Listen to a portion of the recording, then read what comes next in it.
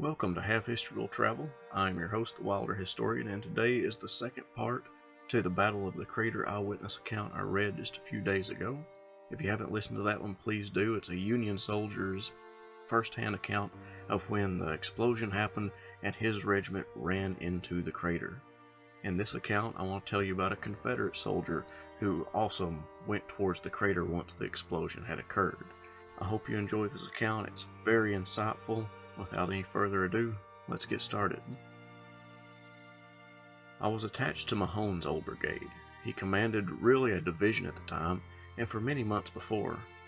We were engaged in protecting the main line of supply to General Lee's army, the Weldon Railroad, and rarely a week passed that we were not moved out to push off the attacking enemy or to retake and reestablish the broken line of the railroad of such vital importance.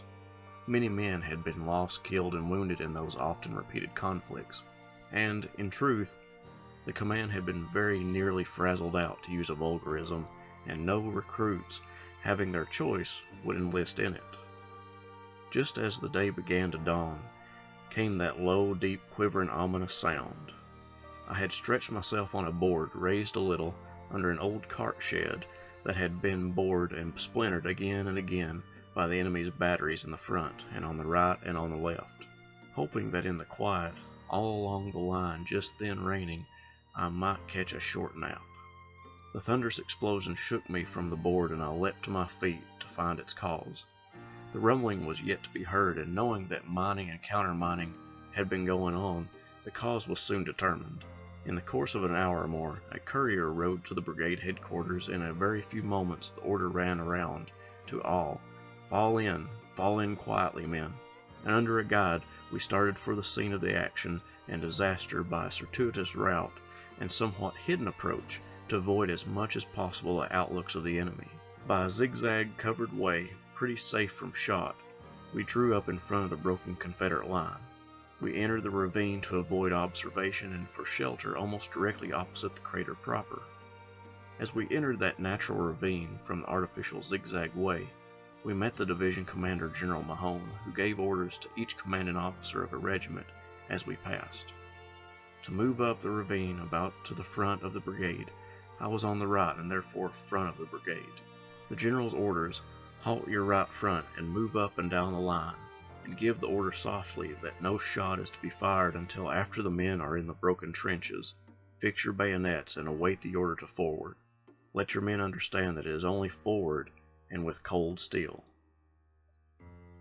If we failed to retake and reestablish the broken line, the enemy could march without strong check to the capture of the city. I was informed by the general as I moved up the ravine that a Georgia brigade would follow directly and form on my right, then an Alabama brigade would move to the right of Georgia, and in that way the whole broken line would be covered, recaptured, and reestablished at one rush. But alas, plans and purposes rarely go as designed. The enemy, who had held the line since 5:30 a.m., were very restless. The explosion was a success, and they were in possession of the line by a frontage of at least 3 or 4 brigades. It was soon found that those colored troops were only ready for slaughter. They were led by white officers. One, a colonel, held position on the right of the crater and in front.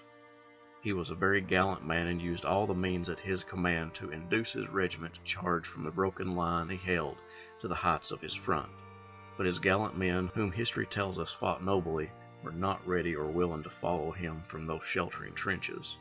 Yet how safe they were! There was a double line of ditch, at least 4 feet deep and as wide, with a heavy line of earthwork between them 6 to 8 feet in height, and impenetrable to shot or shell. The front line, now their rear, was capped by heavy, thick sandbags, through the little ports of which our men had fired while in possession, and did again as soon as regained. We boys who had never fought behind any dirt thought it was just splendid, yet rashness lost for us several men after the recapture. But the efforts of the colonel referred were of so energetic a character, and so great his encouragement by command and example, it was thought by our general, Mahone, that he might induce his men to charge. He seized his colors, sprang over the protecting ditch, and by every gesticulation showed the way to the front, and perhaps to victory. So the command came whispered along our line from the left to charge. Now, men charge. As yet, the Georgia Brigade and Alabama Brigade had not gotten into position, but the moment was critical. General Mahone had no idea to stand and receive volleys of lead on open field from perhaps 2 or 3 lines of battle, so he ordered his Virginia Brigade to the fearful charge, unprotected or unsupported by the flanks, and the boys answered to the low-toned command.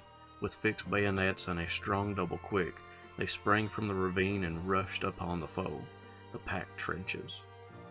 Nor was a shot fired until we hit the line, but many fell under the single volley from the rifles of the regiments in the trenches. From the right regiment in that short bloody charge of not 100 yards, 82 men fell from the front and flank fire, and so the loss was felt all along the line, lessening as the fire reached the left regiments. The trenches were won at that dash all the way on the right or left of the crater, but it still sheltered its packed, disordered hundreds of black and white men. Now came the deadly thrust of the bayonet. During the few pending years of that bloody war, it was the first time I had ever seen or ordered the bayonet to be used. To think of it makes me recoil even now. Soon the trenches were filled with the dead. In many places they lay heaped, and there was literally no place on the ground for our feet. Many tried to escape by the front and were shot from the start. The space between 2 battle lines, they were within musket range, was covered with dead and wounded. The artillery played heavily on those seeking safety in flight, from the heights in our rear and from the flank, where the line remained unbroken. The deadly work was fearful to look upon, fearful now to recall from the dim past.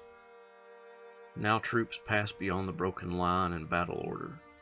Fear seemed to hold those who were behind. That dreaded double reserved line, which the Federals always kept within reach, was with the Confederates a myth.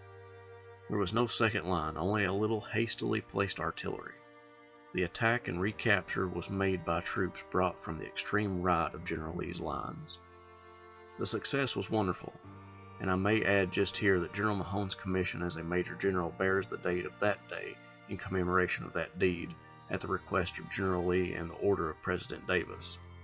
Since those sad days some years ago now, I had the pleasure of looking at, upon the walls of his hospitable mansion in Petersburg, a large and finely executed oil painting representing that special battle scene. It is well worth the examination of a critical artist. I will give you 1 or 2 incidents illustrating the peculiarities of men even in the midst of such horrors. As the date and the locality would indicate, the temperature was high, the sun gave out his fiercest rays, and flesh could not be allowed to remain long uncovered when dead and festering. Therefore, about noon of the next day, General Grant raised a white flag and asked time for the removal of his wounded and burial of the dead. The latter act became absolutely necessary, and the first, of course, humanity called for. And as I have stated, the space between the 2 lines of battle was strewn with dead and some few wounded.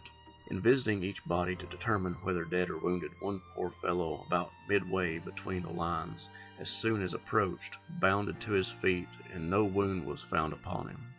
But he had laid upon that field rigidly and stiff through the long day and night, afraid to raise his head, so close and steady was the fire from the Confederate battle line, and from the Federal too. He had waited motionless as far as could be discovered, and after being a little refreshed by the ever-ready restorative whiskey, marched off jauntily to his line for protection. The dead in the crater proper were buried where they lay, deep below the surface of the ground, simply by hastily shoveling the broken, loose dirt in upon the bodies. How many were buried in that pit I do not recall, but many had sought shelter there and met death. One fellow I noticed closely. He lay upon his stomach, face to one side on the incline of the pit side, and did not move at all while the earth rose around him. His tongue hung from the mouth, and the flies buzzed about it in his head, and he still made no movement until the earth was reaching his head rapidly, when the fear of being buried alive overtopped his dread of his enemies, and he then rose up and shook away the earth from his body, and it was found he had no wound, save that a bullet had passed through his jaw, cutting the roots of his tongue. He was sent quietly to the rear as a prisoner into a hospital. The dread of death with those men surmounted every other sentiment. One wounded and helpless man, a colored barber from New York, made so terrible an outcry during the night, before there had been an opportunity to care for any of the wounded, that I went to him and asked why he did it. He replied that he was badly wounded by a piece of shell, that his thigh was shattered, and that he was in great pain and could not control his cries.